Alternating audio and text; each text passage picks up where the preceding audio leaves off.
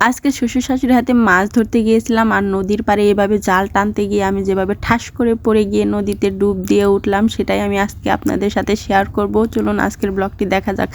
আসসালামু আলাইকুম, সবাই কেমন আছেন? Welcome to my page Masuma Islam. সবাই আমার পেজের সাথে থাকবেন, আর কে কোথা থেকে দেখছেন অবশ্যই কিন্তু আমাকে কমেন্ট করে জানাবেন। আর কার কার নদী এলাকাতে বাড়ি তারা কিন্তু অবশ্যই কমেন্ট করে জানাবেন। আর নদীর সাথে যাদের বাড়ি তাদের কিন্তু অনেক উপকারও আছে, আবার অপকারও আছে, মানে অনেক ক্ষতি হয়, আবার অনেক কিছু ভালোও হয়। আমাদের নদীটা একদম আমাদের বাড়ির সাথে, আর এই বাড়ির সাথে এরকম রাস্তাতে এরকম ব্লক দিয়ে আটকায় দিছে, যার কারণে আমাদের কোনো ক্ষতি হয় না, নদী ভাঙ্গার কোনো নাই, ঝামেলা নাই।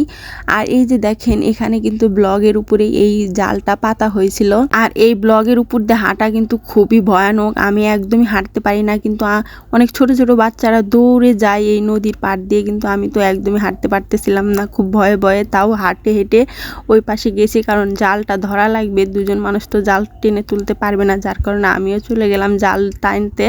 পরে আমি এই দড়িটা ধরে টানতে লাগছিলাম, কিন্তু দড়িটা এমনভাবে ছিঁড়ে গেল, ছিঁড়ে আমি তো ঠাস করে পড়ে গিয়েছিলাম। সেই ক্লিপটা আমি আপনাদের দেখাই নাই। আরো একটু নিচে নেমে জালটা ধরতে হবে, কিন্তু আমি তো নিচে নামতেই পারতেছিলাম না, খুব ভয় লাগতেছিল, হাত পা তো একদম কাঁপতেছিল। আমি নিচে নামলে দুলে আবার পড়ে যাই, সেজন্যই।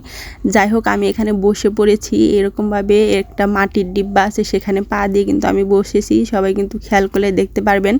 তো আস্তে আস্তে আমি উঠে একটু একটু করে আগাইতেছি, আর আগাইতে হবে, নইলে তো জালটা টেনে তুলতে পারবো না। একটু একটু করে আগায় নিচের থেকে আমি জালটা টেনে টেনে তুলতে পারবো, সেজন্যই নিচে আগাইতেছি। আর আমার শাশুড়ি দেখেন একদম জাল টানতে টানতে একদম নিচে চলে গেছে, আর এখানে যে ডালপালা ছিল সেগুলো আস্তে আস্তে আমার শ্বশুর নামাইতেছে, কারণ জালটা তাহলে একটু সহজ হবে, মানে তুলতে বেশি ভারী লাগবে না, অল্পতেই টেনে তোলা যাবে। আর এইভাবে মাছ খাইতে কি যে মজা লাগে, মানে আনন্দটাই বেশি লাগে, মাছ উঠুক বা না উঠুক, এভাবে মাছ মারতে কিন্তু খুবই ভালো লাগে। আর এইখানে দেখেন অল্প মাছ ওঠে, কিন্তু এই নদীর মাছ খেতে যে এত মজা, অনেকে ভাববেন মনে হয় আমরা নদীর মাছ কিনে খাই না, কিন্তু তা না। আমার হাজবেন্ডের খুব শখ এইভাবে মাছ মারবে, যার কারণে জাল কিনে এনে এইভাবে পাচ্ছে, কিন্তু ভাগ্যবশত ও নেই, মানে ওর কাজের জন্য ও আসতে পারে না, যার কারণে আমরাই তুলতেছি তিনজন।